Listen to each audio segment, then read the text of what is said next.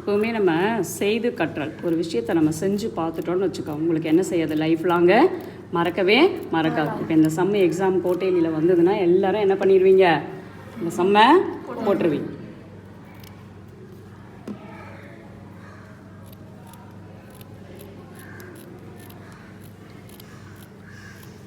இப்போ இந்த 4 இணைகரத்தினுடைய பரப்பளவு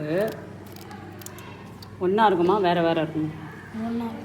ஏன்னா இது எல்லாமே எப்படிப்பட்ட இணைகரம், சமமாக இருக்கும். 4மே எப்படி இருக்கும், எல்லாத்தோட பேஸும் ஹைட்டும் எப்படி இருக்கும், ஒன்றா தான் இருக்கும். இப்போ இந்த ஒரு இணைகரத்தோட பேஸ் என்னவாக இருக்கும் சொல்லுங்கள் யாராவது.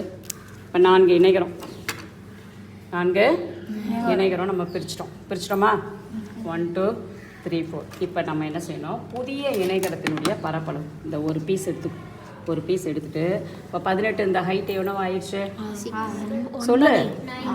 புதியதாக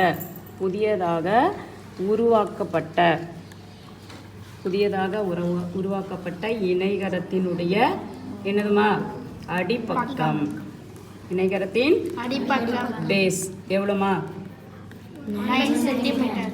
அடுத்தது உயரம் 12ல் பாதி, உயரம் என்னன்னு சொல்கிறோம் 6 சென்டிமீட்டர். இப்போ புதிய இணைகரத்தினுடைய என்ன கண்டுபிடிக்க போகிறோம் நம்ம, பரப்பளவு. புதிய இணைகரத்தின் பரப்பளவுக்கு என்னம்மா ஃபார்முலா,